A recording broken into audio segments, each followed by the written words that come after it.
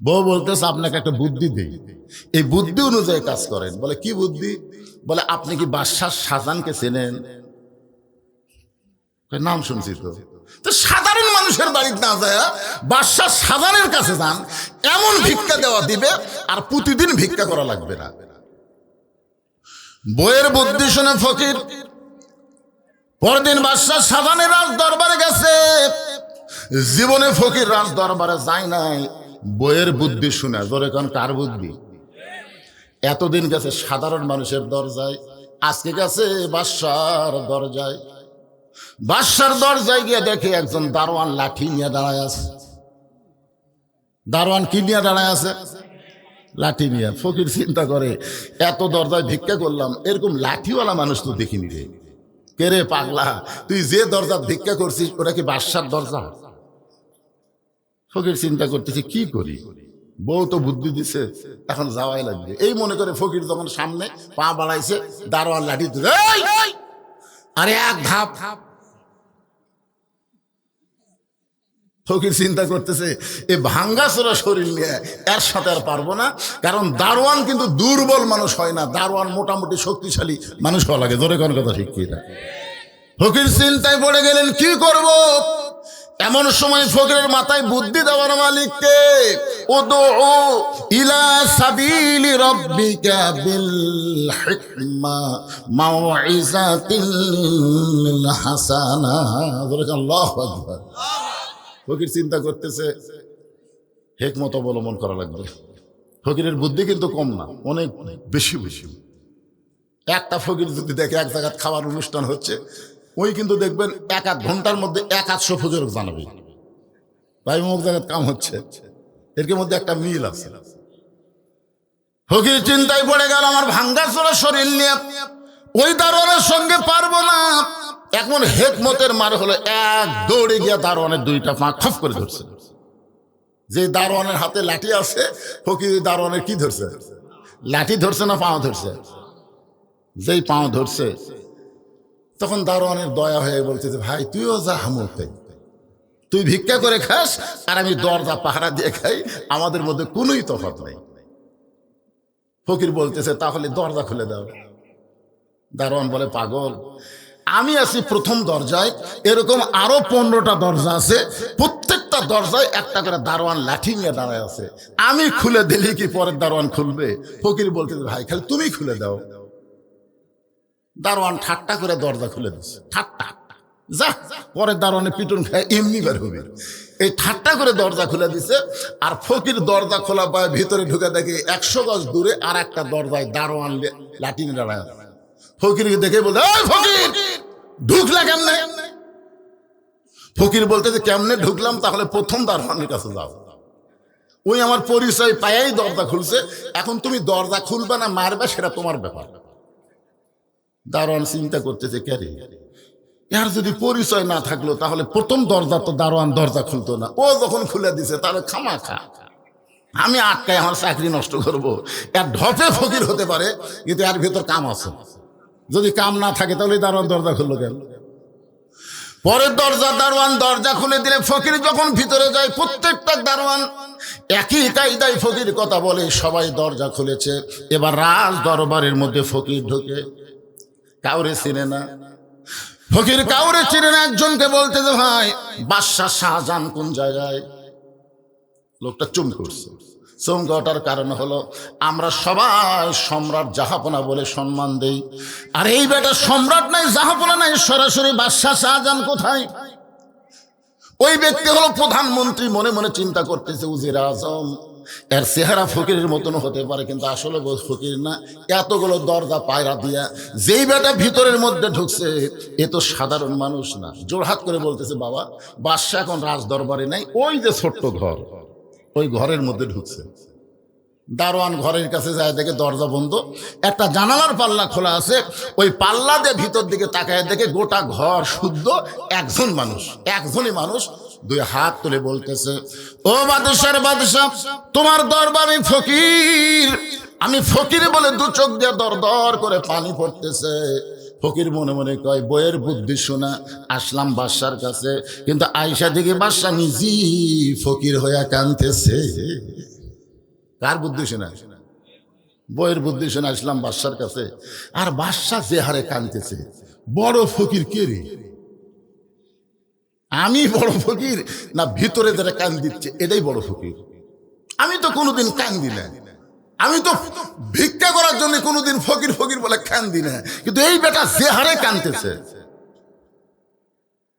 তাহলে বাদশাহ শাহজাহান ফকির হইয়া যার কাছে কান্দে, আমি ফকির আল্লাযীনা ইউমিনুনা বিল গায়ব, অদৃশ্যকে বিশ্বাস স্থাপন করে আমি সেই বাদশার কাছে কাঁদতে চাই যে বাদশা হলেন তাবারাকাল্লাযী বিয়াদিহিল মুলক ওয়া হুয়া আলা কুল্লি শাইইন কাদির।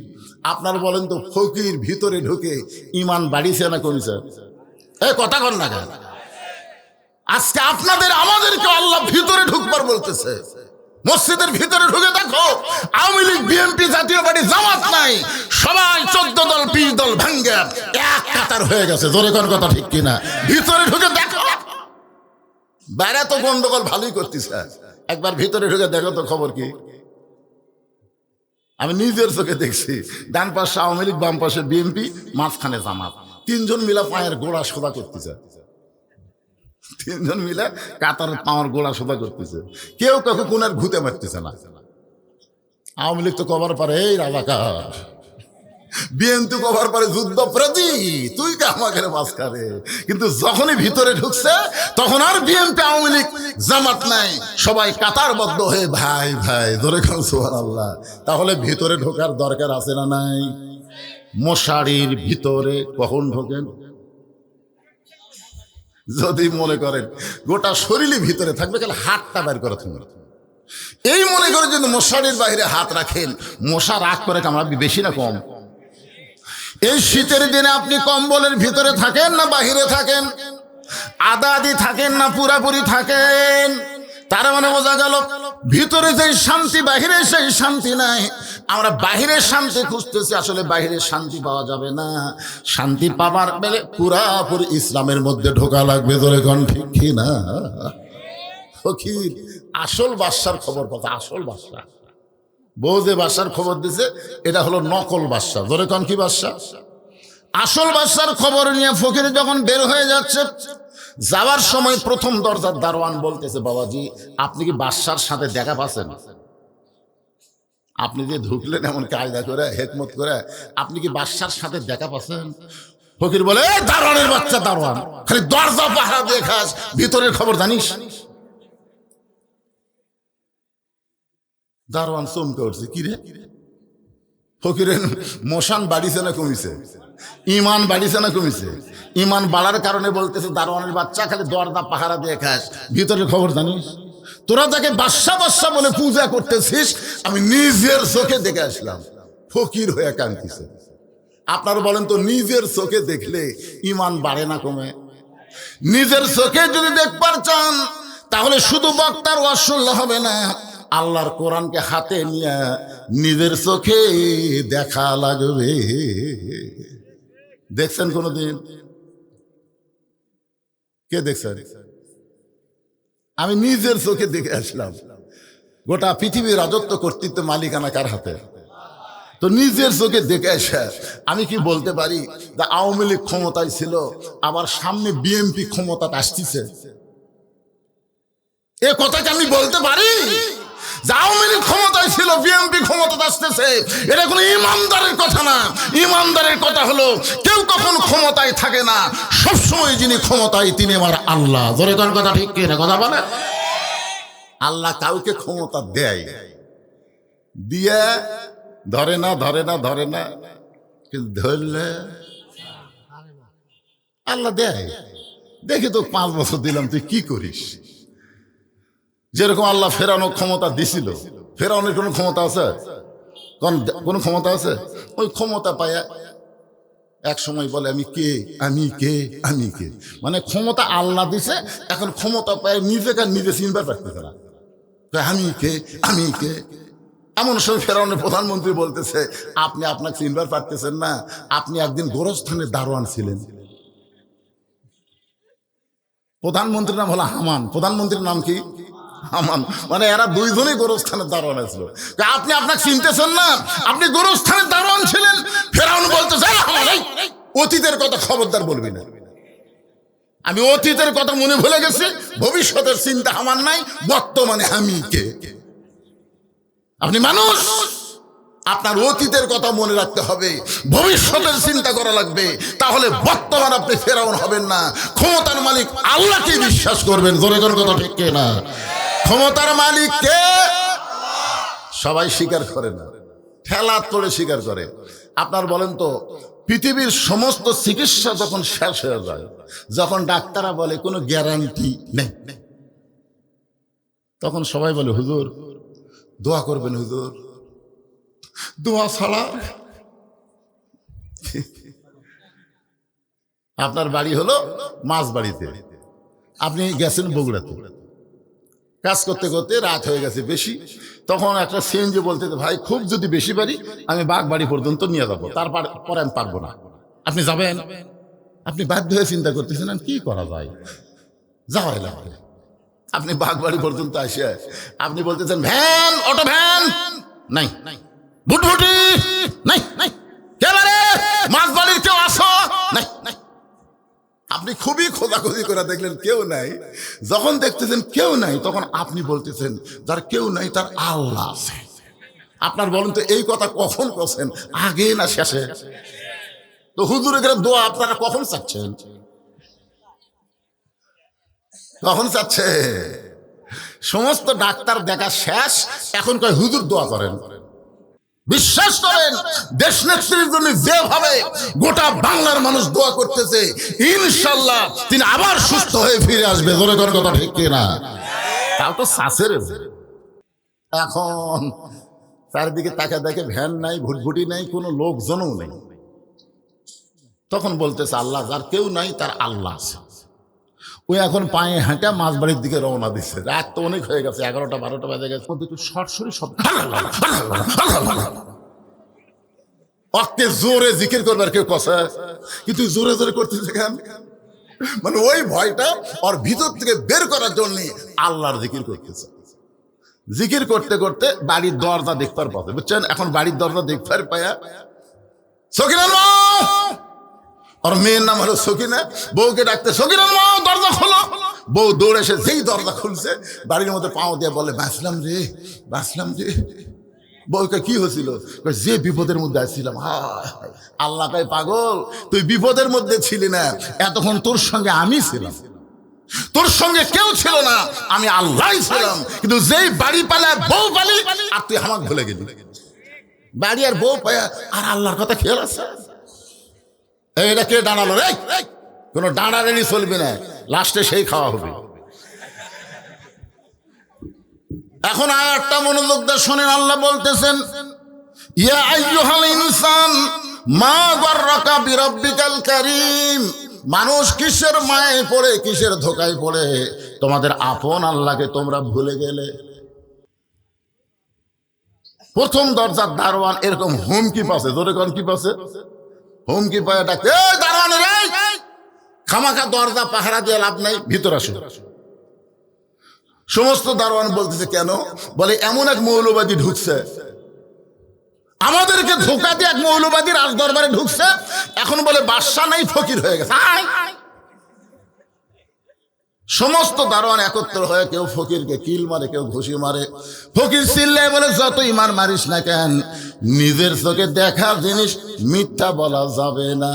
নিজের চোখে যারা আল্লাহর কোরআন দেখবে, তারা দরকার হলে জীবন দিবে, ফাঁসির মঞ্চে যাবে, কিন্তু বাতিলের সঙ্গে কোনোদিন আপোষ করবে না। জোরে বলেন কথা ঠিক? ফকির নিজের চোখে দেখছে, ওর ইমান বাড়িছে না কমেছে? দারোয়ানেরা সমানে মারতেছে, ভাই মারা শেষ করে দে, মার, জীবন দিব কিন্তু ইমান দিব না। নিজের চোখে দেখছি রে, তোরা যাক বাদশা বলে পূজা করে আমাকে মারতেছিস। সে ফকির হয়ে কাঁদতেছে। ইতিমধ্যে বাদশাহ শাহজাহানের আসর নামাজ শেষ, মোনাজাত শেষ করে বার হয়ে বলতেছে, এ দারোয়ানেরা কারে মারতেছো? কি জন্য মারতেছো? বলে জাহাপনা আমরা খালি মারতেছি, আপনি শুনলে তো মারাই ফেলবেন। বাদশাহ শাহজাহান বলে কি হয়েছে? বলে আপনি নাকি ফকির হয়ে গেছেন। এই বেটা বলতেছে আপনি নাকি আর বাদশা নাই, আপনি ফকির হয়ে গেছেন। বাদশাহ শাহজাহান দৌড়ে এসে ফকিরের টুটি চাইবা ধরে বলতেছে, এই মিয়া, তুই জানিস না আমি বাদশাহ শাহজাহান? ফকির মুচকি মুচকি হাসে আর বলে, এটাই তো জানতাম, এটাই তো এতদিন পর্যন্ত জানতাম। বাদশাহ শাহজাহান বলে, জানতাম কি রে? জানতাম হলো অতীতকাল। বলে, জানি জানি গো। ফকির কয়, না এটাই জানতাম, আপনি বাদশাহ, এটাই জানতাম। বইয়ের বুদ্ধি শুনে, বইয়ের বুদ্ধি কি কন? বইয়ের বুদ্ধি শোনার দরকার আছে না? না এ কথা কন না কেন? মায়েরা খালি কান ফেলে আছে। মা, আজকে আপনাকে যে একটা ওয়াজ হবে, ফাটাফাটি ওয়াজ। বইয়ের বুদ্ধি শুনে আমি বাদশাহ শাহজাহানের দরবারে, কিন্তু নিজের চোখে দেখলাম আপনার মতো একজন মানুষ, আপনি কে জানি না, তবে আপনার মতোই একজন মানুষ ওই মসজিদের মধ্যে দুই হাত তুলে কাঁদতেছেন আর বলতেছেন, ও বাদশাহ আর বাদশাহ, আমি ফকির, আমি ফকির। বাদশাহ শাহজাহানের দুইটা হাত থর থর করে কাঁপতেছে। দারোয়ানগুলো বলে, জাহামনা ফকির কি কইল? এইটা শোনার পর আপনার হাত কেন কাঁপতেছে? বাদশাহ শাহজাহান বলে, ফকির যা বলেছে সত্য বলেছে। তাহলে আসল বাদশাহ কে? আরো জোরে জোরসে বলুন। এরপরে আর কোন সন্দেহ আছে? অহু আলা কুল্লি শাইইন কদির, সমস্ত ক্ষমতার মালিক কে? যদি আপনি না কন আল্লাহর ক্ষমতা কমবি, তাহলে জবান খুলে জোরে বলেন, সমস্ত বিষয়ের উপর একমাত্র ক্ষমতা কার? এরপর আল্লাহ বললেন, খলাকাল মাউতা ওয়াল হায়াতা, মৃত্যু এবং হায়াতকে আমি আল্লাহ সৃষ্টি করেছি, লিয়াবলুয়াকুম, তোমাদেরকে পরীক্ষা করার জন্য। আমাদের সকলের সামনে পরীক্ষা আছে না নাই? কিসের পরীক্ষা? আইয়ুকুম আহসানু আমালা, তোমাদের পরীক্ষার বিষয়টা হলো সুন্দর আমল। আমরা সুন্দর যত আমল আছে তার মধ্যে 1 নম্বর সুন্দর আমলের নাম হলো নামাজ। জোরে বলেন, নাম কি? জোরে বলেন। যত আমল আপনি করেন, ঈমান গ্রহণের পরে যতই আমল করেন, সবচাইতে 1 নম্বর সুন্দর আমল হলো নামাজ। এখন আপনাদের কাছে আমার প্রশ্ন হলো, এই নামাজ কি একা একা পড়া না জামাতে? কয় রাকাত? না না, 5 ওয়াক্ত কয় রাকাত? এটা আপনারা জানেন না? 70 রাকাত নামাজ জামাতে পড়া লাগবেই। সেটা এখন জামে মসজিদে পড়েন আর ওয়াক্তিয়া মসজিদে পড়েন, পড়া লাগবেই। আমার কথাকে বুঝলেন? 70 রাকাত নামাজ। ফজরের ফরজ 2, জোহরের ফরজ 4, আসরের ফরজ 4, মাগরিবের ফরজ 3, এশার ফরজ 4। এখন আপনাদের কাছে আমার প্রশ্ন হলো, আল্লাহ ইচ্ছা করলে, আল্লাহ যদি ইচ্ছা করতো, তাহলে এই 5 ওয়াক্ত নামাজ 4 5 20 রাকাত দিবার পারতো না ভাই? ফজর 4, জোহর 4, আসর 4, মাগরিব 4, এশা 4। কিন্তু আল্লাহ এভাবে নামাজ কেন দিলেন?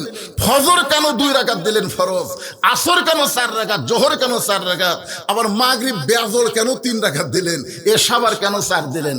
আপনারা কি জানেন? না জানলেন জোরে বলবেন, জানি না। জোরে বলেন, জানেন? এভাবে দেওয়ার কারণ কি? একটু মনোযোগ দিয়ে শোনেন। যে নামাজ সম্পর্কে আল্লাহ কোরআনে বললেন, ইন্নাস সালাতা তানহা আনিল ফাহশাই ওয়াল মুনকার, একমাত্র নামাজই পারে মানুষকে যাবতীয় খারাপ এবং বেহুদা কাজ থেকে বাঁচায় দিতে। বেগম মমতাজ একটা গান গাইছিল। মমতাজের সব গান কিন্তু খারাপ না, ওই গানটা আমার খুবই পছন্দ। আমি কি গাবো? হাদিসে আছে বিস্তারিত, হুজুরি কলব ব্যতীত করছেন কালো নামাজ তোর হবে না। তবে কেন গাও জুয়ারি, মানুষকে দেখাও নামাজ পড়ি। তবে কেন গাও জুয়ারি, মানুষকে দেখাও নামাজ পড়ি। ও তোমার সিদ্ধ বীজে সুফসল ফলবে না। আজও কেন আল্লাহর নামাজ ধরতে পারলা না? আল্লাহ কয় নামাজের জোরে ফায়েশাকা যাবে দূরে, পাক কোরআনে রয়েছে ঘোষণা। এখন আকাম কুকাম নামাজ রোজা একসাথে বান্ধিয়া বোঝা, জাহান্নামে দিয়াছ রওয়ানা। আজও কেন আল্লাহর নামাজ ধরতে পারলা না? আপনার বলেন তো, নামাজ শুধু পড়লে হবে না, নামাজকে ধরা লাগবে। ধরে কোন নামাজকে কি করা লাগবে? এই নামাজ সম্পর্কে রাসূল বলেছেন, লা সালাতা লা ঈমান, যার নামাজ নাই তার কোনো ঈমান নাই। লা সালাতা লা দীনা, যার নামাজ নাই তার কোনো ধর্ম নাই। বাইনাল আব্দি ওয়াল কুফরি তরক সালাত, বান্দা কাফের মধ্যে পৃথক করার জিনিস তার নামই হলো নামাজ। যারা নামাজ পড়বে তারা হবে আল্লাহর বান্দা, আর যারা নামাজ পড়বে না তারা হলো কাফের। রাসূল কঠিন কথা বলেছেন, মান তারাকা সালাতু মুতাম্মিদান ফাকাত কাফারা। ইচ্ছা করে একটা ওয়াক্ত নামাজ যারা বাদ দিল তারা অবশ্যই আল্লাহর সঙ্গে কুফরি করলো। এই নামাজটা হলো পুরুষ মানুষের জন্য 1 নম্বর আমল। মানে যত নেক আমল আছে পুরুষ মানুষের জন্য 1 নম্বর নেক আমলের নাম কি? কিন্তু যে সমস্ত মায়েরা পর্দার অন্তরে বসে আছেন তাদের জন্য কিন্তু 1 নম্বর নেক আমল নামাজ না, আহসান আমল। আল্লাহ বলেছেন সুন্দর আমল। নারীদের জন্য 1 নম্বর সুন্দর আমল হচ্ছে পর্দা। কারণ মেয়েদের যদি পর্দা না থাকে তাদের নামাজ রোজা হজ যাকাত কিছুই কবুল হবে না। এই জন্য মেয়েদের 1 নম্বর সুন্দর আমলের নাম কি? আপনার কথা কন না কেন? পর্দা যদি না থাকে যতই নামাজ পড়ুক, যতই রোজা করুক, যতই দান করুক, আল্লাহ কবুল করবে না। আমার মায়েরা যারা পর্দার অন্তরে একটু মনোযোগ দিয়ে শুনবেন, আব্দুল কাদের জিলানী রহমতুল্লাহ আলাইহি, যাকে বাংলাদেশ সহ উপমহাদেশের অনেক মুসলমান বলে বড় পীর। ধরে কোন কি পীর? বড় পীর আব্দুল কাদের জিলানী। শোনেন না ভাই, কিন্তু আসলে এখানে বড় ছোট কথা না, তিনি যে একজন আল্লাহর ওলি ছিলেন এই ব্যাপারে কোনো সন্দেহ। ওই যারা আহলে হাদিস করে তারা তো পীর তীর কিছুই মানে না। সে আহলে হাদিসের আব্দুল রাজ্জাক বিন ইউসুফ তার এক বক্তব্যে বলেছেন আব্দুল কাদের জিলানী আল্লাহর ওলি, এই ব্যাপারে সন্দেহ নাই। কারণ তিনি একটা কিতাব লিখেছেন গুনিয়াতুত তালিবিন। এই কিতাব যেই পড়বে এমন ভাবে ইসলামের ছাত্র হবে, ওই ছাত্রকে আল্লাহ জান্নাতের দরজা পর্যন্ত নিয়ে যাবে। জোরে গান সুবহানাল্লাহ। এখন বড় পীর কোন আর না কোন, তিনি যে একজন আল্লাহর ওলি ছিলেন এই ব্যাপারে কোনো সন্দেহ নাই। তিনি একদিন জান্নাতুল বাকি জিয়ারত করতেছেন। জান্নাতুল বাকি বোঝেন আপনারা? যারা হজ করছেন তারা জানেন, আল্লাহ রাসূলের রওজার পাশে মদিনার সবচাইতে বড় গোরস্থানের নাম হলো জান্নাতুল বাকি। যে গোরস্থানের দরজায় আরবিতে লেখা আছে, এই গোরস্থানের মধ্যে আল্লাহ নবীর 10,000 সাহাবীর বেশি ঘুম পাড়তেছে। ধরে কোন সুবহানাল্লাহ। একটা গোরস্থানের মধ্যে সাহাবীর সংখ্যা কত? 10,000-এর বেশি। আমাদের গোটা বাংলাদেশ মিলে একটা সাহাবীও নাই। আমরা এমন একটা দেশের মুসলমান যেই দেশে এখন পর্যন্ত কোনো সাহাবীর কবর নাই। যাদের কবর আছে খুব বেশি হলে আল্লাহর ওলিদের কবর। অধিকাংশ কবর কিন্তু ভণ্ডদের দখলে। জোরে খান কথা ঠিক কিনা? আমি সিলেটের মৌলভীবাজার হবিগঞ্জ এলাকায় ওয়াজ করতে গিয়ে দেখি একটা মাজারের নাম হলো লেদা শাহ। লেদা শাহ। কিছু দূর যাওয়ার পরে দেখি আর একটা মাজার হলো ঘোড়া শাহ। তা আমার মধ্যে চিন্তা হলো যে লেদা শাহ, ঘোড়া শাহ। একজনকে জিজ্ঞেস করলাম, ভাইজান ওদের সামনে দিকে আসলাম লেদা শাহ, এটা ঘোড়া শাহ, এই অলিগুলো কোত্থেকে গাইছে? বলে অলি তো না হুজুর, এই যে ঘোড়া শাহ দেখতেছেন এই ঘোড়া ওটি লাদিছে, ওই লাদ এখন হচ্ছে লেদা শাহ। আর এই ঘোড়া এই জায়গায় কবর দিচ্ছে, এটা হলো ঘোড়া শাহ। একটাও পীর সাহেব নাই, ঘোড়ার লাদ।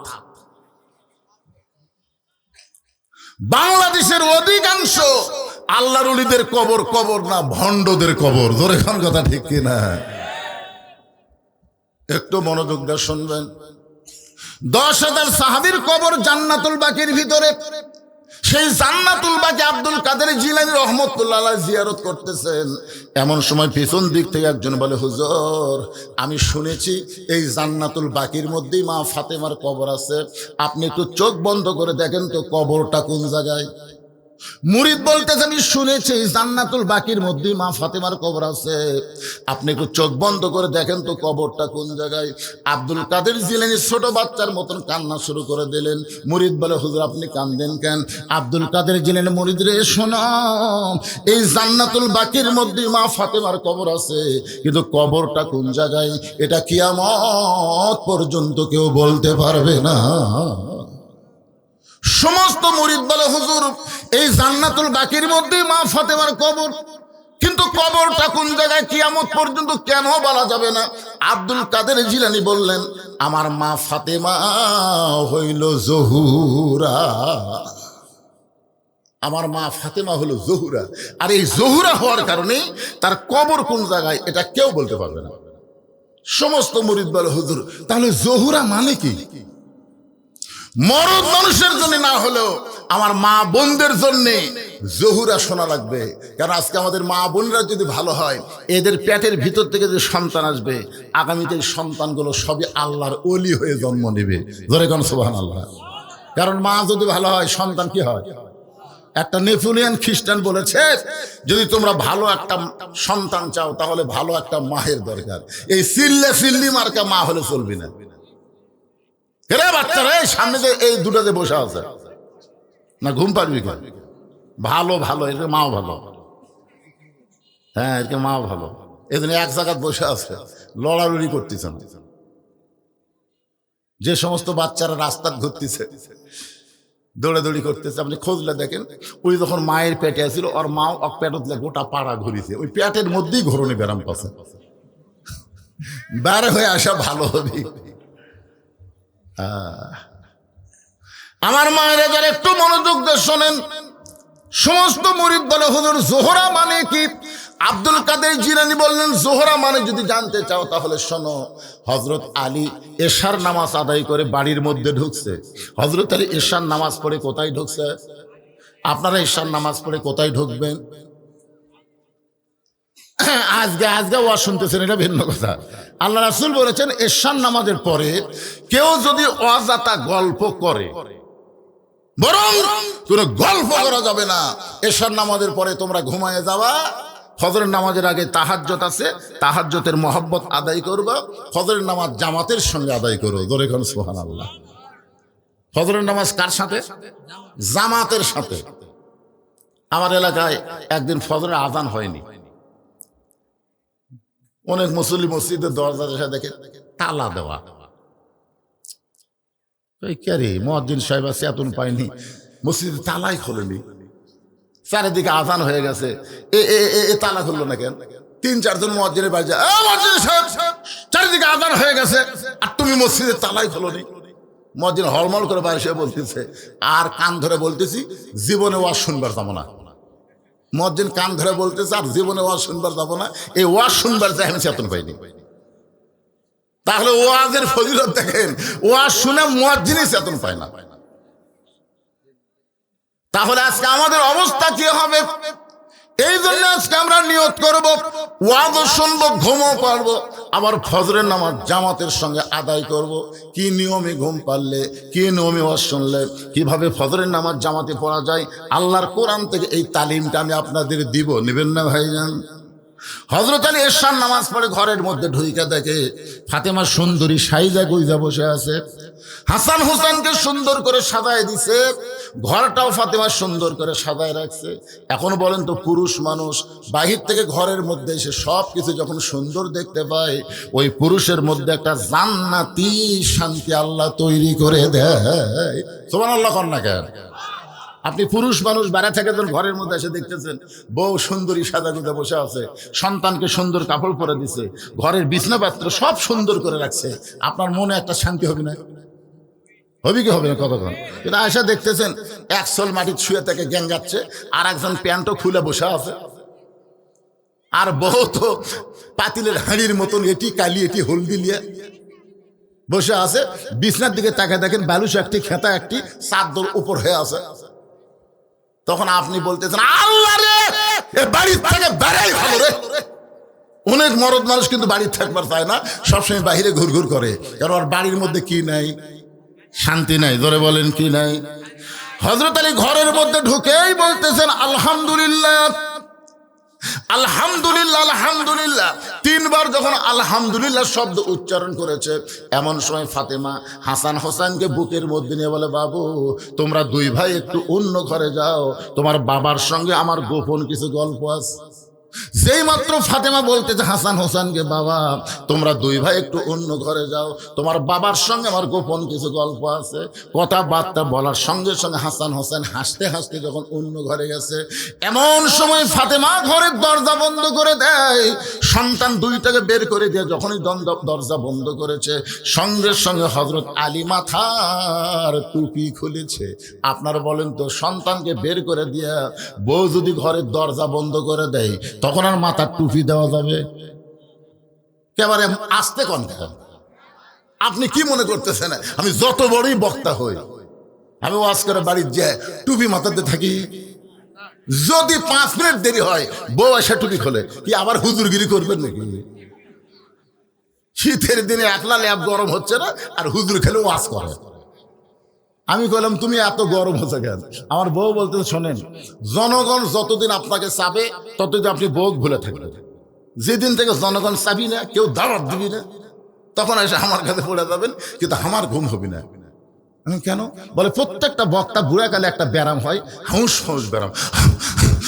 এই যে মাইক করে এই ব্যারামের নাম হলো হাঁপানি ব্যারাম। ধরে কোন কি ব্যারাম? তখন আপনি স্বামী আমার কাছে হাউস হাউস করেন, ঘুম হবে? যৌবন বয়সে খেতা গরম করলাম একলাই, ল্যাব গরম করে একলাই, আর বুড়া বয়সে হাঁপানি নিয়ে বইয়ের কাছে আইছে। একটু মনোযোগ দেন, আল্লাহ কোরআনে বলেছেন, হুন্না লিবাসুল লাকুম ওয়া আনতুম লিবাসুল লাহুন্না। স্বামী হলো বিবির পোশাক, বিবি হলো স্বামীর পোশাক। যেই মাত্র ফাতেমা দরজা বন্ধ করেছে, সঙ্গে সঙ্গে হযরত আলী মাথার টুপি খুলেছে। ফাতেমা এক দৌড়ে এসে স্বামীর বুকের মধ্যে মাথা ঢুকে ছোট বাচ্চার মতন ফোঁপায় ফোঁপায় কাঁদতেছে। আলী বলতে, যে ফাতেমা তোমার কান্দার কারণ কি? ফাতেমা বলে, স্বামী গো, আর কোনোদিন ঘর সাজাবার পারবো না, আর কোনোদিন সন্তান দুইটাকে সাজাই দিবার পারবো না, আর কোনোদিন সাইজা গুইজা আপনার সামনে দাঁড়াবার পারবো না, কারণ আজকে গভীর রাত্রে ফাতেমার মৃত্যু হবে। যেই মাত্র কইছে গভীর রাত্রে ফাতেমার মৃত্যু হবে, গাছের গোড়া কাটলে গাছটা যেমন পড়ে যায়, হযরত আলী তেমনি পড়ে গেলেন ঘরের মাঝায়। ফাতেমা এবার মুস্কি মুস্কি হাসতেছে। কিছুক্ষণ আগে কান্দে কান্দে স্বামীর কাছে যে কথা কইছে, স্বামী পড়ে যাওয়ার পর ফাতেমা মুস্কি মুস্কি হাসতেছে। মুস্কি মুস্কি হেসে ওই স্বামীর মাথাটা উরাতের উপরে নিয়ে কপালে একটা চুমা দে, বলে, স্বামী গো, এতদিন আমি জানতাম আপনি পৃথিবীর সবচাইতে বড় জ্ঞানী, আপনি পৃথিবীর সবচাইতে বড় বীর। ইয়াজিদের চামচা বলেছে, হোসাইন তোমার বাবা হলো বিশ্ব আলেম, তোমার বাবা শুধু বিশ্ব আলেম না। ফাতেমা বলতেছে, আমার নবী বলেছেন, আমার বাবা বলেছেন, আলী আসাদুল্লাহিল গালিব, আলী হচ্ছেন পৃথিবীর সবচাইতে বড় বীর। জোরে কারণ সুবহানাল্লাহ। ফাতেমা বলতেছে, পৃথিবীর সবচাইতে জ্ঞানী আপনি, সবচাইতে বড় বীর আপনি, আর বইয়ের মরার খবর শুনে এভাবে পড়ে গেলেন। আপনি কি মনে করেন দুনিয়াতে আসা থাকার জন্য না যাওয়ার জন্য? সবাই বলেন, ছোট বড় যারা বসে আছেন সবাইকে বলতে হবে। আমি যেই বলবো আসলে, আপনারা বলবেন যাইতে হবে। আসলে কবে?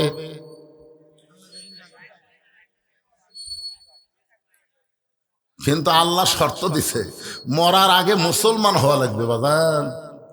যখন তখন গেলে হবে না, মুসলমান হয়ে মরতে হবে। ফাতেমা বলে, স্বামী এমন করে আপনি কাঁদবেন না, কারণ আসলে যাইতে হবে। ওগো স্বামী, আমি চলে যাওয়ার পর আমার 3টা চাওয়া আপনাকে পুরা করা লাগবে।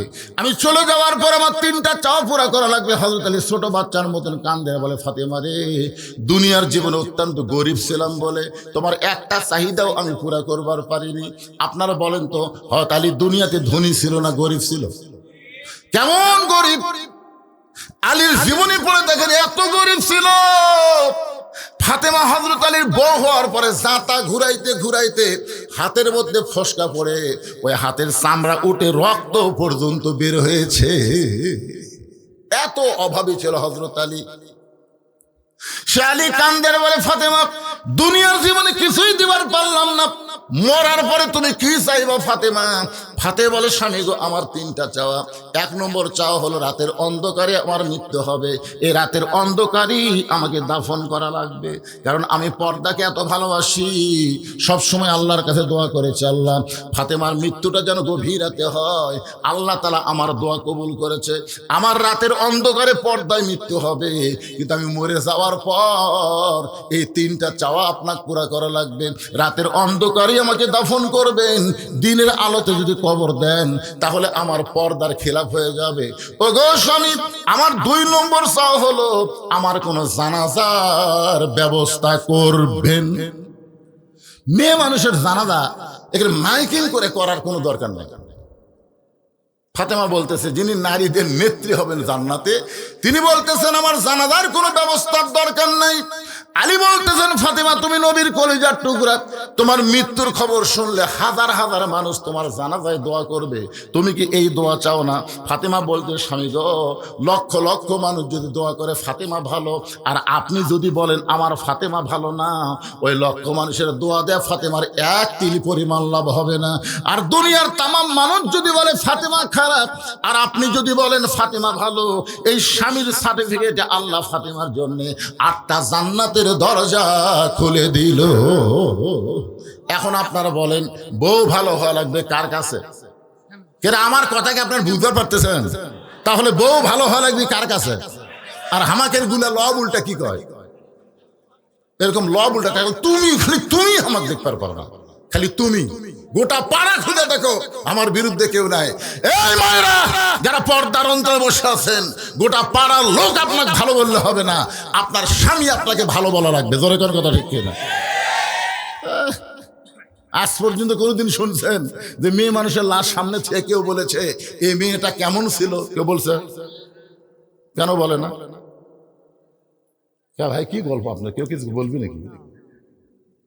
আপনাকে গল্পই করা যাবে না তো, এমন একটা মুহূর্ত আসতেছে কিছুক্ষণ পরে।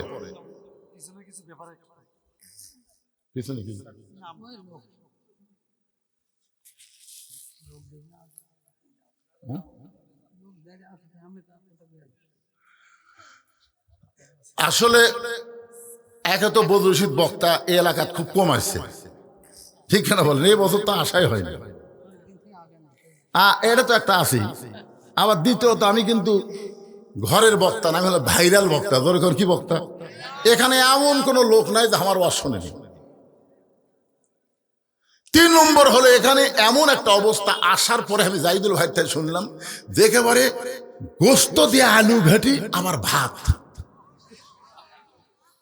এটা কি জাতা কথাকে ভাই রে? আপনি মানুষ যতই বসান শেষ পর্যন্ত রাস্তা পর্যন্ত যাবি, কারণ ভাত তরকারি যদি মাছ ঘাটি হতো, অনেকে মাছ ঘাটি বন্ধ করে, গরুর গোস্তর ভাত এটা ছাড়ে।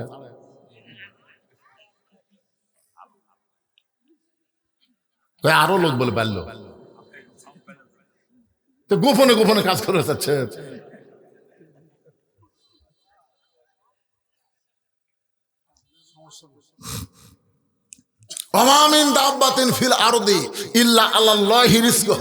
পৃথিবীতে এমন কোন বিচরণশীল প্রাণী নাই যার রেজেকের ব্যবস্থা আল্লাহ করে নাই। আমাদের দায়িত্ব হলো দাওয়াত দেওয়া, আল্লাহর দায়িত্ব হলো খাওয়ানো। জোরে কর কথা ঠিক কিনা? আমরা কি খাওয়াতে পারবো? আমাদের কাজ কি? দাওয়াত দেওয়া। ইনশাআল্লাহ কোনো টেনশন নাই, বরকত দেওয়ার মালিককে। আরো জোরে জোরসে বলো। ফাতে বলে, স্বামী গো আমার 3 নম্বর চাও হলো আমার লাশটা খাটনিতে তুলবেন না। আমি মরে যাওয়ার পর আমার লাশটা খাটনিতে তুলবেন না। আমি ফাতেমা হিসাব করে দেখলাম 4 জন ব্যক্তি আমার খাটনি কান্দে নেবে, এমন 4 জন পুরুষ দুনিয়াতে নাই। আমার বাবা যদি আজকে দুনিয়াতে থাকতো, মরা মেয়ের লাশের খাটনি বাবা কান্দে নিবার পারতো। আমার হাসান হোসেন যদি বড় হইতো, তাহলে মায়ের লাশের খাটনি কান্দে নিবার পারতো। ওগো স্বামী, 6 মাস আগে আমার বাবা দুনিয়া থেকে বিদায় নিয়েছে। আমার হাসান হোসেন এত ছোট, এরা তো মায়ের লাশের খাটনি কান্দে নিবার পারবে না। আপনি শুধু আমার লাশটা কান্দে করে নিয়ে ওই জান্নাতুল বাকির পূর্ব কোণায় সবুজ রঙের একটা বাতি জ্বলবে, ওই বাতি বরাবর আমাকে দাফন করবেন। যদি আমার কবর খুঁড়তে আপনার কষ্ট হয়, তাহলে আপনার একান্ত বন্ধু যদি কেউ থাকে দুনিয়ায়, তার একটু বলে দেবেন ফাতেমার কবরটা যেন গোপনে খনন করে করে দেয়। হযরত আলী গভীর রাত্রে পাগলের মতন দৌড়ায়। দৌড়াইতে দৌড়াইতে আলীর বন্ধুর নাম হলো আবু যর গিফারি। গভীর রাতে আবু যর গিফারের জানলার কাছে ছোট বাচ্চা যেমন ফোঁপায় ফোঁপায় কান্দে জেদ করে, এমন করে হযরত আলী কাঁদতেছে। আবু যর গিফারি চমকে গেল, এই গভীর রাতে আমার জানলা এমন করে কে কান্দে, কে এমন করে কাঁদতেছে। বের হয়ে দেখে আসাদুল্লাহিল গালিব হযরত আলী কাঁদতেছে। আবু যর গিফার বলে, আলী ভাই, জীবনে বহু যুদ্ধ তোমার সঙ্গে করলাম, কোন যুদ্ধে তোমাকে পরাজিত হয়ে কাঁদতে দেখি নাই, কিন্তু আজকে তোমার জীবনে এমন কি যুদ্ধ শুরু হয়েছে যে এই যুদ্ধ আমার জানলা এমন করে কাঁদতেছো? আলী বলতেছে, আবু যর, ওই জান্নাতুল বাকির পূর্ব কোনায় একটা কবর কর। আবু যর বলতেছে, আলী রে, এখন পর্যন্ত দুনিয়ার কেউ মৃত্যুবরণ করে নাই, তাহলে কবর কেন খনন করতে হবে? আলী, দিনের বেলা কি কবর খনন করা যাবে না? এই রাতের বেলা কেন কবর খনন করতে হবে? আলী বলতেছে, আবু যর, একজন পর্দানিশী এই গভীর রাত্রে দুনিয়া থেকে বিদায় নেবে, তার ওয়াজ শর্ত হলো এই রাতের বেলায় তাকে দাফন করা লাগবে। যা যা কবর কর। আবু যর গিফার বলে, আলী ভাই, সেই পদ্মানিশী কে গো? তার নাম কি তোমার মুখস্থ নাই? আলী বলতেছে, আমার হাসান হোসাইন আজকে গভীর রাত্রে মা হারাবে। আবু যর গিফারি বলতেছেন, 6 মাস আগে নবী দুনিয়া থেকে বিদায় নেওয়ার পরে তোমার 2টা সন্তানের চোখের পানি এখন পর্যন্ত শুকাই নাই। যত সাহাবী পাই প্রত্যেকটা সাহাবীর সামনে জিজ্ঞাসা করে, আমার নানা কোথায় গেল? আমার নানাকে আমরা 2টা ভাই খুঁজে পাই না। 6টা মাস হলে হাসান হোসেন নানার জন্য কান্দে। আজকে গভীর রাত্রে যদি মা মারা যায়, তোমার সন্তান 2টাকে কেমনে সামাল দিবে? আলী বলতেছে, আবু যর, পরের চিন্তা পরে কর, যায় একটা কবর কর। হযরত আবু যর গিফারি কোদাল নিয়ে জান্নাতুল বাকির পূর্ব কোনায় গিয়ে দেখে সবুজ রঙের একটা বাতি জ্বলতেছে, যেই বাতির কোনো তার নাই, যেই বাতির কোনো সুইচ নাই, বিনা তারে বিনা সুইচ আমার আল্লাহ তাআলা অটোমেটিক জ্বলায়া দিছে। লিল্লাহে তাকবীর। অনেক সময় আমার কাছে গল্প করে, কোনো জানলা নাই, দরজা নাই, কবরে কোনো বালিশ নাই, খেতা নাই, এই কবরে কেমনে থাকবো? আরে পাগল, কবরের পাশেও দুনিয়া থেকে জোগাড় করে যদি যাবার পারেন, আপনার কবর কবর থাকবে না, আপনার কবর জান্নাতের বাগান হয়ে যাবে। জোরে কোনো কথা ঠিক না? এই জন্যই তো কবি তার গজলের মধ্যে বলতেছেন, কিন্তু যেদিন ডাক পড়িবে কবর মাঝে যাইতে, জোগাড় কিছু করছো বন্ধু তার মাঝে বিছাইতে। কিন্তু যেদিন ডাক পড়িবে, কিন্তু যেদিন, সেটা কোন দিন? তাহলে যে কোনো সময় যদি ডাক পড়ে, তাহলে কবরের জন্য আপনারা কি জোগাড় করছেন? খলিফা হারুনের দরবারে একটা পাগল মাঝে মধ্যে আসতো। পাগলের নাম হলো বাহরুল পাগল। ধরে কোন কি পাগল? কখনো কান্দে, কখনো হাসে।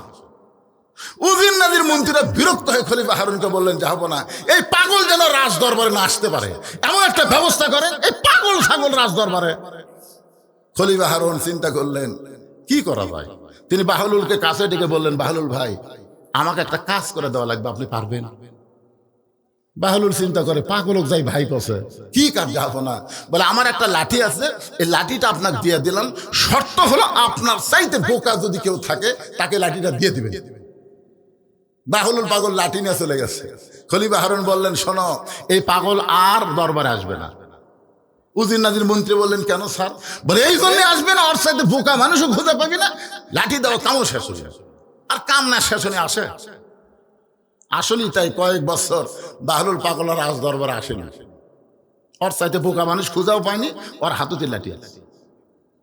কিন্তু খলিফা হারুন যখন দুর্বল হয়ে বিশ্রাম পড়ে গেছে, এমন সময় বাহলুল পাগল লাঠি নিয়ে হাজির। খলিফা হারুন বলে, কে রে বাহলুল, লাঠি যে এখনো তোর হাতে আছে, লাঠি দেওয়ার মানুষ আজকে হয়তো পাওয়া যাবে। খলিফা হারুন চমকে বলতেছে, এই ঘরের মধ্যে তুমি আর আমি ছাড়া তো কেউ নাই, তা লাঠি কেমনে, কাকে দিবে? বলে, যাবো না। আপনাকে একটা প্রশ্ন করি, মনে করেন আপনি যে শহরে বসবাস করতেছেন, শহরের নাম কি? খলিফা হারুন বললেন, বাগদাদ শহর। বাহলুল পাগল বলেন, বাগদাদ শহর থেকে মক্কা শহরে আপনি যদি 10 দিনের সফরে যান, আপনি কিভাবে যাবেন? খলিফা হারুন বলতেছে, পাগল, বাগদাদ হলো আমার সিনা, মক্কা হলো আমার অচেনা, তাহলে সিনা শহর থেকে অচেনা শহরে গেলে মাল সামানা জোগাড় করি আমাকে যাওয়া লাগবে, কারণ ওখানে যায় যেন আমার বিপদ না হয়। বাহলুল পাগল বলে যাবো না। শোনেন, দুনিয়ার একটা শহর থেকে আর একটা শহরে 10 দিনের সফরে গেলে মাল সামানা জোগাড় করে আপনি রওনা দিবেন, তাহলে দুনিয়ার জগৎ থেকে আখিরাতের জগতে কবরের স্টেশন দিয়ে আপনাকে যাওয়া হবে। যে কবরের মধ্যে 50,000 বছর আপনাকে থাকা লাগবে, সে কবরের পাথেয় হিসাবে কতটুকু আপনি জোগাড় করছেন। খলিফা হারুনের চোখ দিয়ে দর দর করে পানি পড়তেছে। বাহলুল পাগল বলে যাবো না। খবর কি? বলে ওই কবরের জন্য আমি তেমন কিছু জোগাড় করতে পারি নাই। বাহলুল পাগল বলে তাহলে আপনার লাঠি আপনি নেন। এই দুনিয়াতে আসার পরে মৃত্যু সামনে আছে, এইটা জানার পরে কবরের পাথেও যারা জোগাড় করে না তারা হলো সব চাইতে বড় বোকা। এই দুনিয়াতে আসার পরে মৃত্যু আমাদের সামনে আছে না নাই? কতক্ষণ আছে না নাই? তাহলে মৃত্যুর সামনে থাকলে কবরের পাথেও জোগাড় করার দরকার আছে না নাই? আজকে কবরের পাথেও হবে এই ওয়াক্তিয়া মসজিদকে আল্লাহর হস্তে প্রাণ খুলে কলিজা থেকে দান করা। এত কথা বলার পিছনে কারণ হলো কি জানেন? দান বাক্স যখন আমার সামনে দিয়ে যায় তখন আমার মন বলতেছে দান বাক্স যখন আসলো কি দিব। চোখ বন্ধ করে দিকে আমার পকেটে 500 টাকার একটা লোট আছে, 200 টাকার একটা লোট আছে, 100 টাকার একটা লোট আছে, কিন্তু 10 টাকা নাই। 500 আছে, 200 আছে, 100 আছে, 10 টাকা নেই। এমন জোরে ঠেলা মারছে 3 জন পার হয়ে গেছে। ওরা 3 জন খুশি হয়ে বলতেছে জাকিরে তোর হাতত জোর আছে রে, তোর হাতত জোর। কান্দের ফেরেশতা বলতেছে আল্লাহ এর কান্দর থাকবো না। আল্লাহ বলে কি জন্য থাকবি না? বলে পকেট ভরার টাকা থুয়ে 10 টাকা খুলছে নাই, তাই তোমার 500 ঠেলা মারলো। এই তো মানুষ না, নামাজ পড়ে কি করবি? আল্লাহ বলে ফেরেশতা তোরা সাক্ষী থাক যে দান বাক্স ঠেলা মারছে, ওই দান বাক্স ঠেলা মারেনি, ওর জীবন থেকে জান্নাতও ঠেলা মারছে। আজকে আপনাদের কাছে ব্যাগ যদি যায়, রুমাল যদি যায়, কারা কারা ঠেলা মারবেন? পকেটের টাকা থুয়ে কারা কারা ঠেলা মারবেন? হাত তোলেন তো দিকে। একটাও নাই। তার মানে ঠেলা কেউ মারবেন না, পারো তো পক্ষে আপনারা দিবেন। কারা কারা দিবেন? ওয়াক্তিয়া মসজিদকে মহব্বত করে 2 হাত তোলে একটু আল্লাহকে দেখান তো দেখি। যারা দিবেন হাত তোলেন তো ভাই, টান টান করে তোলেন তো। এবার আপনারা তোলেন নাকি? এই সবাই তোলেন, টান টান করে তোলেন। লিল্লাহি তাকবীর। হাত নামান। আচ্ছা এখন আরেকটা পরীক্ষা হলো, কারা কারা দিবেন না তারা হাত তোলেন। তার মানে বোঝা গেল সবাই দিবে। এতগুলো মানুষ যদি 10, 20, 50, 100 করে দেন তাহলে মোটামুটি টাকা কি কম হবে? আমার মায়েদের বলতেছি মা আপনাকে ওয়াজি কিন্তু চলতেছে। জহুরা মানে কি? সমস্ত মুরিদের আব্দুল কাদের জিলানীকে প্রশ্ন করছে, মনে আছে আপনাদের? সেই জহুরা নিয়ে কথা বলতেছি। আমার মায়েদের মধ্যে মেয়েরা আদায় করবে, সবাই ব্যাগ নিয়ে ঢুকবে, চাদর নিয়ে ঢুকবে। আপনার আল্লাহর হস্তে পকেটে হাত দিয়ে দিবেন। সব মানুষ ব্যাগে চাদরে দিবে না।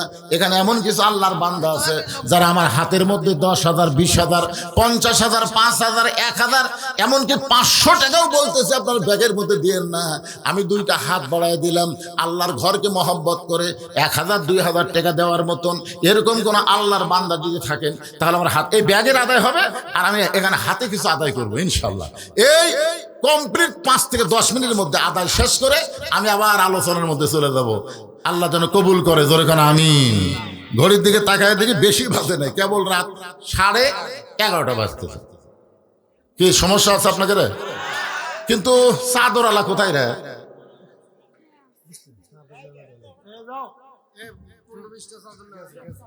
গেছে ব্যাগে দিচ্ছেন মাশাআল্লাহ।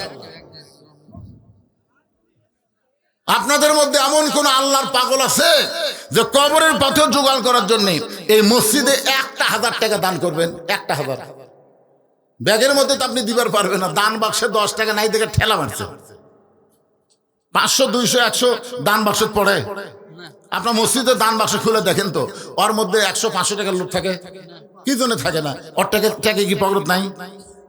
আল্লাহ বলেছে লান তানালুল বিররা হাত্তা তুনফিকু মিম্মা তুহিব্বুন।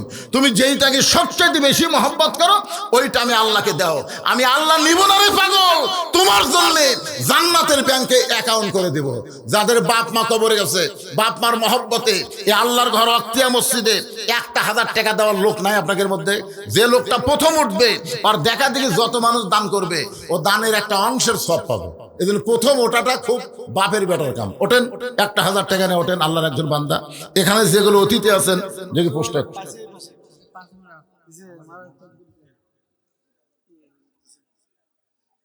1,000 দিবেন, বেশি দেন না। আমি এই এলার কাছে আছি রে বাবা, আমি কি পিছন দিকে হাত মারছি? এই সামনে দাঁড়া। যে লোকটা মাঝখান থেকে উঠবি উই যেন ওই জায়গার না পায়। আপনার কি আমার কথা বুঝলেন? যে লোকটা উঠবে ও যেন আর জায়গা না পায়, ওই জায়গাটা আপনার পুরো করে দিবেন। শেষে থেকে তবারক খাওয়া লাগবে, অত সহজ না, জায়গা ছাড়া যাবে না।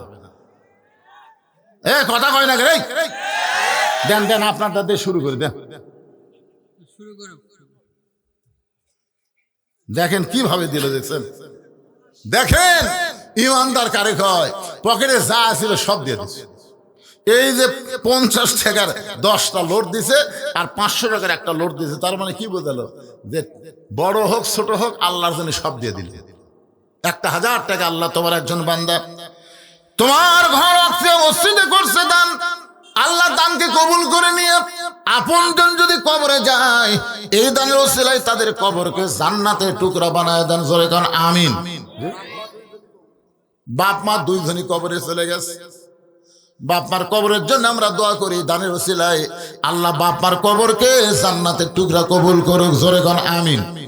আপনাদের মধ্যে একটা লোক আল্লাহর বান্দা নাই, এই মসজিদের জন্য 1,000 টাকা দিবেন ভাই? একটু ওঠেন ওঠেন ওঠেন। এই ছেলেরা ব্যাগের মধ্যে কি টাকা দিচ্ছে? খালি দৌড়াই রে।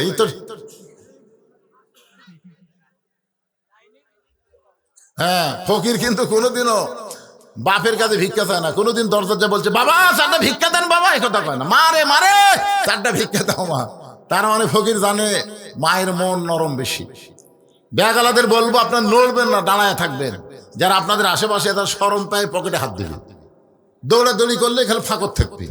আজকে ফাঁকে না, সবাই হাত তুলছেন। যারা হাত তুলছেন সবাই পকেটে হাত ঢুকাবেন, আল্লাহর রাস্তে দান করবেন। পিছনে যারা দাঁড়িয়ে আছেন আপনারাও দান করবেন। একটু জিকির করেন লা ইলাহা ইল্লাল্লাহ, লা ইলাহা ইল্লাল্লাহ, জোরে লা ইলাহা, লা ইলাহা ইল্লাল্লাহু মুহাম্মাদুর রাসূলুল্লাহ। আজকের মাহফিলে 4টা সহসভাপতি, 4 জন, এরা কি দান করছে? সবাই আগে দিছে।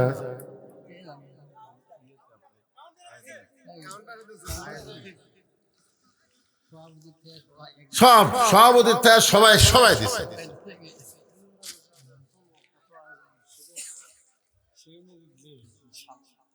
সেই অনুযায়ী ব্যাগের মধ্যে কি ভাই বুঝবেন বাবা? কৌটার টাকা তো এত বলতেছি, এত সুন্দর বাহলুল পাগলের ঘটনা বললাম। বাদশাহ হারুন রশিদকে কি বললেন? যে আপনার সাথে বোকা কেউ নাই, যে কোনো সময় মৃত্যু হবে এটা জানার পরও, বিশ্বাস করার পরেও কবরের পাথেও যারা জোগাড় করে না এরাই তো বোকা।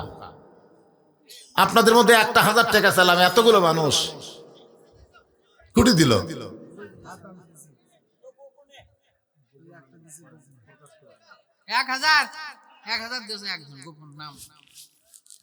নাম বলবে না, গোপন একজন আল্লাহর বান্দা 1,000 টাকা দান করছে, আল্লাহ কবুল করেন।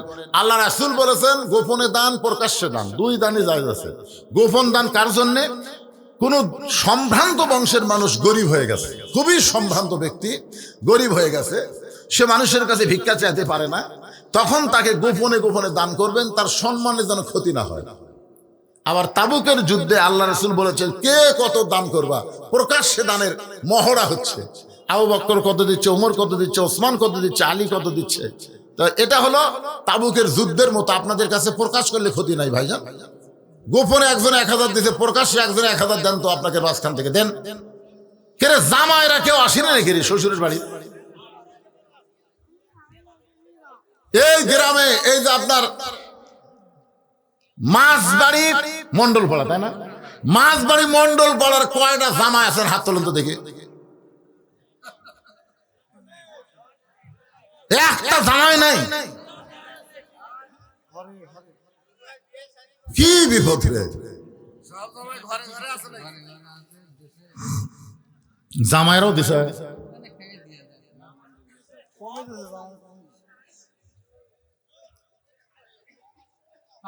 মাশাআল্লাহ, কুড়ি দিচ্ছে, ব্যাগত দিচ্ছে। মাশাআল্লাহ, দাও। আল্লাহর একজন বান্দা 500 টাকা দান করছে, আল্লাহ কবুল করুক। জোরে কোন আমিন, জোরে বল আল্লাহুম্মা আমিন। আমি আজকের এই মাহফিল কমিটিকে একটা অনুরোধ করব। সে অনুরোধটা হলো, আপনারা যে লাইটিং ফাইটিং করছেন, এত করা লাগে না। এত করা লাগে? এমনি লাইট দিলে হবে, এত ঝাড়বাতি দেওয়া লাগে?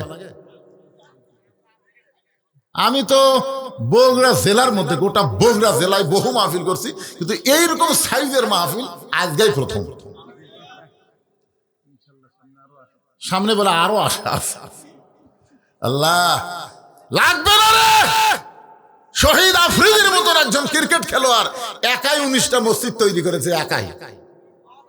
এই গ্রামের লোকেরা কি একটা ওয়াক্তিয়া মসজিদ সাইজ করতে পারবে না? জোরে কোন পারবে কি পারবে না? যদি আপনারা না দেন, প্রতি বছর আপনারা অসুবিধা আসবেন, না দিবেন, গ্রামের লোকজন প্রবাসী যারা আছে, যে প্রবাসীদের জন্য প্রাণ খুলে দোয়া করবো। জোরে কোন কথা ঠিক কিনা? ওরা যেন বেশি বেশি দিতে পারে। আজকে লাইভ হচ্ছে না? এই এখানে লাইভ হচ্ছে না?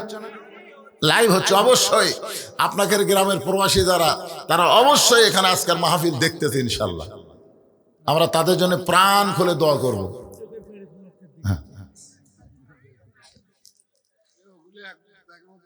এই যেগুলো টাকা আদায় হয়েছে মায়েদের মধ্যে যারা করতেছে, এগুলো তো বিশ্বস্ত লোক লাগবে।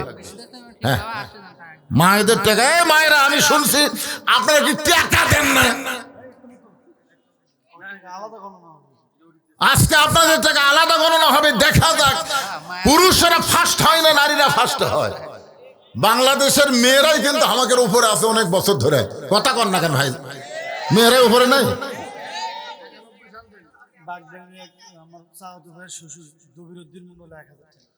বাগবাড়ি আমার বাপজানের চাওতো ভাইয়ের শ্বশুর দবিরউদ্দিন সাহেব 1000 টাকা দান করেছে। আল্লাহ তার দানকে কবুল করেন। যে নিয়তে দান করছে, আল্লাহ নেক নিয়ত, নেক আশাকে আল্লাহ আপনি কবুল করেন। জোরে বলে আমিন। আচ্ছা, আপনাদের যাদের বাপ মা মারা গেছে, আল্লাহর এই ঘর মসজিদে কোরআন শরীফ বাবদ, পবিত্র কোরআন শরীফ বাবদ মাত্র 200 টাকা দান করা লাগবে। যাদের বাপ মা মারা গেছে, আপনার 200 টাকা দান করবেন। একটা কোরআন শরীফ দান করার যে সওয়াব হয়, এই সওয়াব আল্লাহ আপনার বাপ মার কবরে দিয়ে দেবে। এমন কোন আল্লাহর বান্দা আছে বাপ মার কথা মনে করে ওয়াক্তিয়া মসজিদের জন্য কোরআন শরীফ বাবদ 200 টাকা দিবেন? দেখেন, বলার সাথে সাথে আল্লাহ কত আছে বাবা। মাশাআল্লাহ, মাশাআল্লাহ। এই দান কিন্তু কোরআন শরীফ বাবদ যারাই দান করেন, পৃথিবীর শ্রেষ্ঠ দান একটা কোরআন শরীফ। একটা কোরআন শরীফ বাবদ আপনি 200 টাকা দিবেন। সামনে থেকে একজন আল্লাহর বান্দা বাপ্পার জন্য কোরআন শরীফ বাবদ 200 টাকা করছে দান।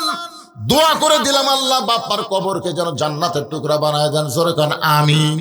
অনেকে বলতে, হুজুরা বাপ মা তো মরেনি, আপনি বাপ মাকে নিয়ামত বিশ্বাস করে আল্লাহ বাপ মার হায়াত বাড়ায় দিক, এজন্য দোয়া চাওয়ার দরকার আছে না নাই?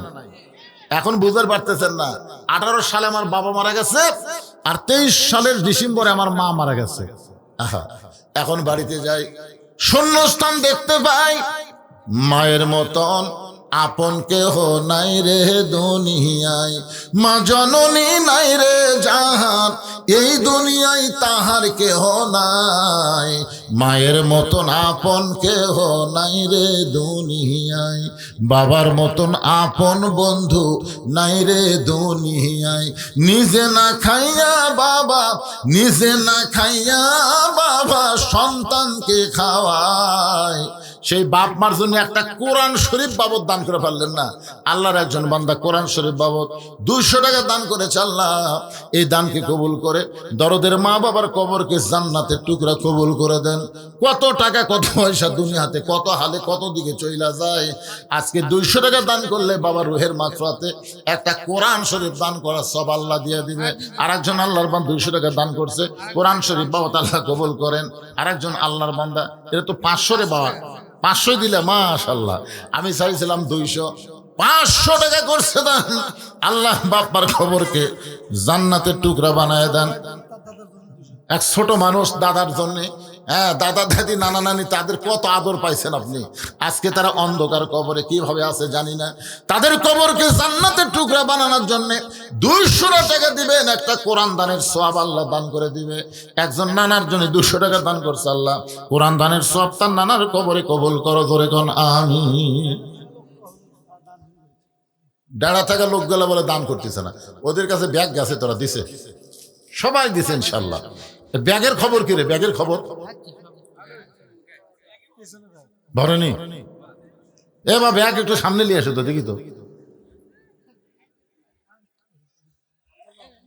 ব্যাগের মধ্যে যদি আবার খালি ব্যাগ ঢুকাই, এক ব্যাগের মধ্যে খালি ব্যাগ ঢুকেছে, তখন তো ব্যাগের ঠেলায় ব্যাগ বড় হয়ে যাবে। মাশাআল্লাহ, 200 না 250 টাকা দান করছে, আল্লাহ কবুল করেন। আল্লাহ সবগুলো মিলে এই কয় টাকা? ও মহিলা আসেনি, যাই হোক আপনারা যা দিচ্ছেন খুশি মতো ইনশাল্লাহ। চাপাচাপি করলে মন খারাপ করে জনগণ। একটু মহব্বত আল্লাহর জিকির, লা ইলাহা ইল্লাল্লাহ, লা ইলাহা ইল্লাল্লাহ, লা ইলাহা। আল্লাহর জিকির করতে অলসতা লাগতেছে, লা ইলাহা ইল্লাল্লাহ, লা ইলাহা ইল্লাল্লাহু মুহাম্মাদুর রাসূলুল্লাহ সাল্লাল্লাহু আলাইহি সাল্লাম। আমার বাপজান প্রবাসীদের দানের কথা যেভাবে বলছে, জনগণ মনে করছে প্রবাসীরা দিলি চলবে, দেশের লোকের দেওয়ার দরকার নাই। হ্যাঁ, প্রবাসীরা দিছে, দিবে দিবে। যদি শোনে যে আপনারা দেন নাই, ওরা আরো বাড়ায় দিবে। মানুষ যখন প্রবাসে যায়, ওই মানুষের মনটা শিশুর মতো নরম আল্লাহ করে দেয়। দেশে আছেন তো বুঝতে পারতেছেন না, প্রবাসে টাকা কামাই করা কত কষ্ট। তারপরেও 30,000 টাকাও একজন দান করছে। আমি শুনলাম 6,000 করে দুইজন দিছে, 3,000 করে অনেকে দান করছে, 1500 করে, 20,000 দিছে, 10,000 দিছে। আল্লাহ তাদের এই বিশাল দানকে আল্লাহ কবুল করেন। যেখানেই যিনি আছে আল্লাহ যেন শরীরভাবে সুস্থ রাখে, তাদের কামায় যেন আরো বরকত দেয়, জোরে কোন আমিন। আবু যর গিফারি কোদাল নিয়ে ওই জান্নাতুল বাকির পূর্ব কোনায় গিয়ে দেখে সবুজ রঙের একটা বাতি জ্বলতেছে, যেই বাতির কোনো আলো নাই, যেই বাতির কোনো তার নাই, যেই বাতির কোনো সুইচ নাই, বিনা তারে বিনা সুইচে আমার আল্লাহ জোরে বলেন কে অটোমেটিক জ্বলাই দিছে। আবু যর গিফারি লক্ষ্য করে দেখে ওই আলোর নিচে গোলাকার হয়ে আলো পড়ে নাই, 4 কোনা কবরের মতন আলো পড়েছে। ওই আলোর মধ্যে কোদাল দিয়ে কবর খুঁড়তেছেন।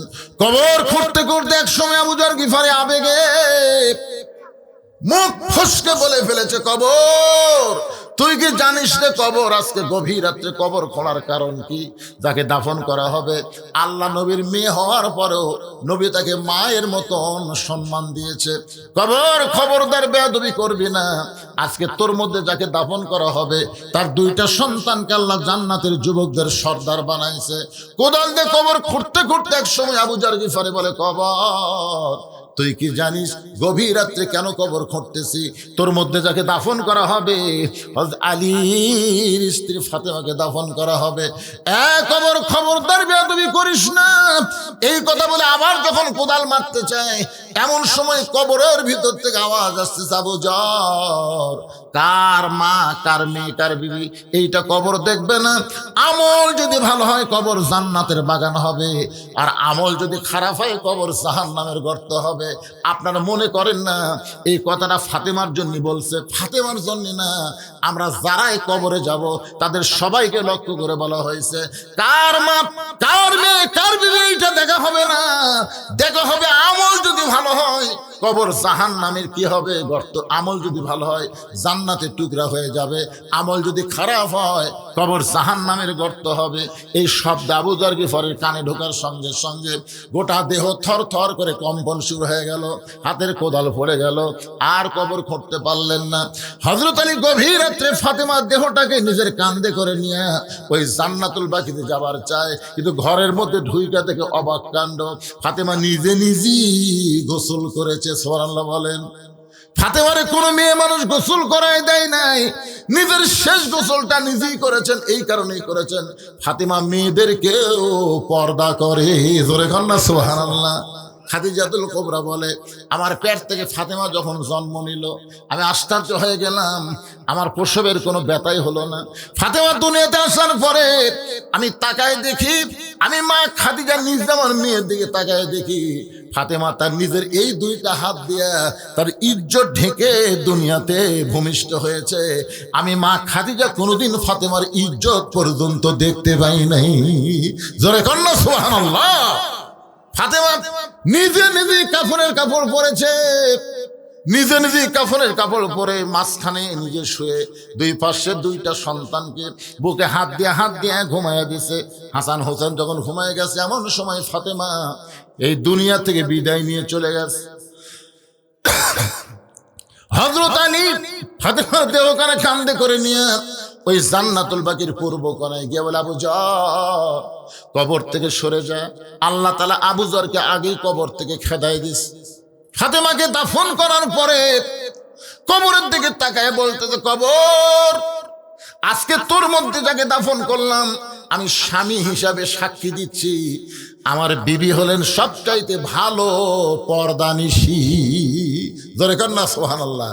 আমি স্বামী হয়ে বলতেছি আমার ফাতেমা পর্দানিশী। কবর আমার ফাতেমা পর্দানিশী, ও দরদে আল্লাহ আমার পর্দানিশী বিবি ফাতেমাকে তুমি কবুল করে নাও। যেই বলেছে কবুল করে নাও, আলী তাকায় দেখে সামনে কয়েকটা পুরাতন কবর দেখা যায়। এইমাত্র ফাতেমার কবর নিজের হাতে দিয়েছে, সেই কবরটার নাই। হযরত আলী আবার লক্ষ্য করে দেখলেন পুরাতন কবর দেখা যায়, নতুন কবর নাই। গোটা জান্নাতুল বাকি দৌড়ায় আর কান্দের বলে, ফাতেমার কবর, ফাতেমার কবর। কে যেন বলতে, আলী রে ফাতেমা পর্দানিশী, আমি আল্লাহ জহুরা ডিগ্রি দিয়া ফাতেমার কবরটাকে কিয়ামত পর্যন্ত পর্দা করে দিয়েছি। আমার মায়েরা যারা পর্দার অন্তরে বসে বসে শুনতেছেন, ওই ফাতেমার সঙ্গে যদি জান্নাতে যাবার চান, আমি মেয়েদেরকে বলতেছি ফাতেমার সিগনেচার ছাড়া একটা মেয়েও জান্নাতে যাওয়ার পারবে না। কারণ ফাতেমা হলো জান্নাতি নারীদের নেত্রী। এখন ফাতেমা তো যাকে তাকে সিগনেচার করবে না, কেবলমাত্র পর্দানিশী নারী যারা হবে তারাই ফাতেমার হাতের সিগনেচার পাবে। মায়েরা যা করছেন করছেন, আজ থেকে ওয়াজ শোনার পরে আপনার পর্দার ভিতরে থাকবেন। পুরুষেরা যা করছেন করছেন, ফজরের নামাজ থেকে নামাজ শুরু করবেন। আর কথা কয় না। আপনারা মাগরিব এশার নামাজ কারা কারা পড়েননি হাত তোলেন, এ কথা আমি কব না, এ কথাই বলবো না। কারণ মাগরিব এশা কারা কারা পড়েননি হাত তুলবার বললে আপনারা শরম পাবেন। কিন্তু আজকের এই ওয়াজ শোনার পরে মরা লাগবে, বাঁচার কোনো বুদ্ধি নেই, যে কোনো সময় যাইতে হবে, এইটা বিশ্বাস করে কারা কারা ফজর পড়বেন না, কারা কারা ফজরের নামাজ পড়বেন না, তারা একটা হাত তোলেন। কোনটি? ওটা ভুল করে ইচ্ছা করে কেউ তুলবে না। তাহলে কি বুঝতেছেন? আজকের মসজিদের উন্নয়ন কল্পে মাহফিল, ফজরের সবাই যদি নামাজ পড়ে, মাহফিল কমিটি ধন্য হয়ে গেছে। এত টাকা খরচ করার পরেও তারা লস হয়নি। কারণ আজকের মাহফিলের কারণে যদি সবাই ফজরের নামাজ আদায় করে, ইনশাআল্লাহ আল্লাহ যদি দেয়, দুনিয়ার কেউ আটকাবার পারবে না। ধরে কোন কথা ঠিক কথা বলেন ভাইজান? হ্যাঁ, কোনো টেনশন নাই। এত আত্মীয় মসজিদ, বড় বড় মসজিদ মানুষের গোপন দানে হচ্ছে। অনেক বড় বড় মসজিদ কিন্তু এরকম ব্যাগের মধ্যে ভিক্ষা করে না, গোপন দানে অনেক বড় মসজিদ হচ্ছে। আল্লাহ তাআলা এই গ্রামের মসজিদকে কিয়ামত পর্যন্ত কবুল করুক। যার নামে মসজিদ আফতাব বিয়ে, ওনার নাম আফতাব, দেখছেন ওনাকে আপনি? আচ্ছা, ওনার নামে আল্লাহর ঘর, আল্লাহ ঘরের ওসিলায় ওনাকেও জান্নাতে কবুল করেন, ওনার পরিবারের সবাইকে কবুল করেন। সকলে বলে আল্লাহুম্মা আমিন। জোরে বলে আল্লাহুম্মা আমিন। একজন 250, আরেকজন 200 টাকা দান করছে। বাপ মার জন্য দোয়া চাই, আল্লাহ বাপ মার জন্য দোয়া কবুল করুন। সকলে বলে আমিন।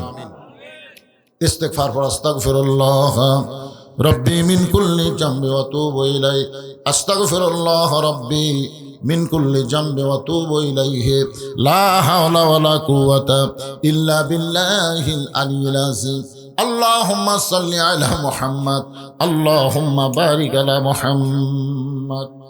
এখন দোয়া হচ্ছে, দোয়ার পরে আপনাদের জন্য খাওয়া দাওয়ার ব্যবস্থা আছে। জি দাও।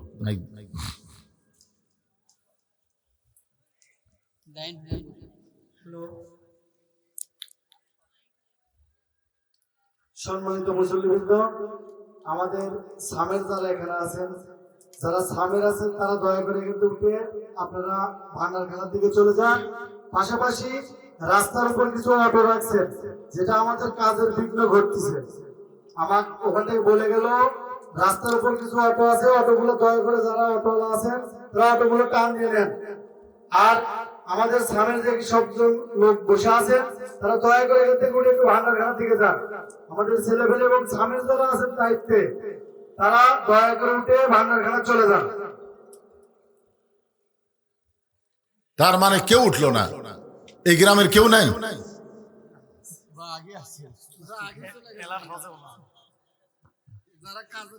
মাশাআল্লাহ মাশাআল্লাহ। আল্লাহুম্মা আমিন।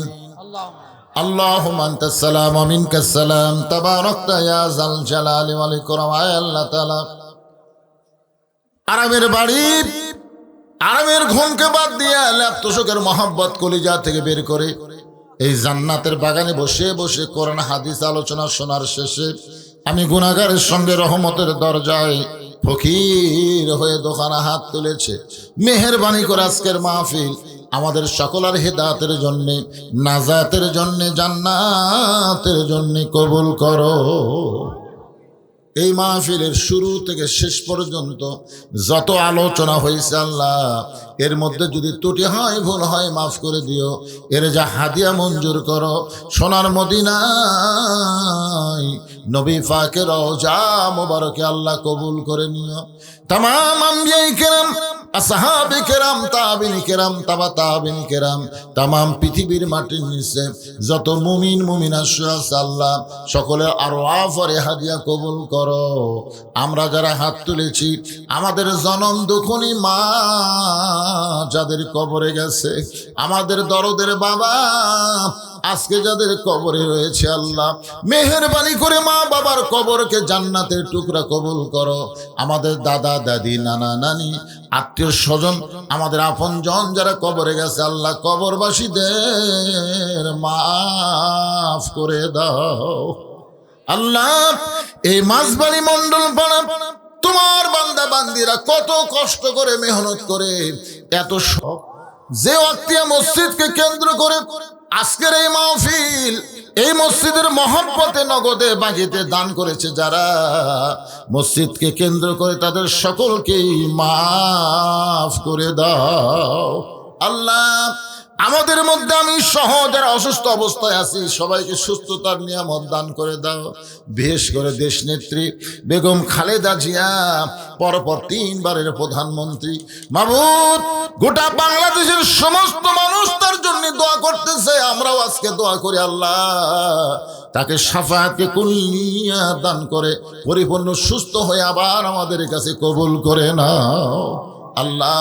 তরুণ একটা যুবক ওসমান হাদি আততায়ীর গুলিতে আজকে সে কঠিন বিপদের মধ্যে আছে, আল্লাহত অবস্থায় আছে, অসুস্থ অবস্থায় আছে। আমরা তার জন্য দোয়া করি আল্লাহ তাকে তুমি পুরোপুরি সুস্থ করে আমাদের দিকে ফিরাইয়া দাও মাবুদ। কে কোন নিয়ত করে হাত তুলেছে সকলের নেক নিয়ত নেক আশাকে তুমি কবুল করো।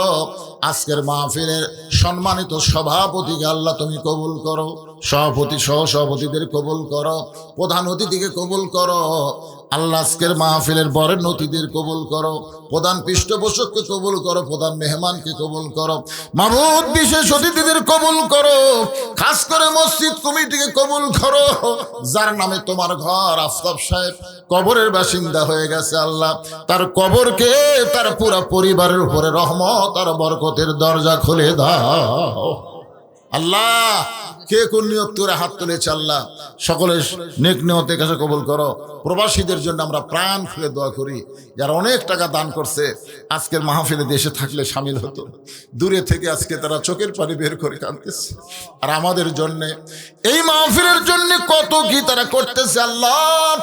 যেখানেই থাক ভালো রেখো, কামায়ে বরকত দিও, বিপদ আপদ মুসিবত থেকে আল্লাহ প্রবাসীদের তুমি খাস করে হেফাজত করো। প্রতি বছর তারা বেশি বেশি যেন এমন দান করতে পারে, এমন ইমানি শক্তি আল্লাহ দান করে দাও।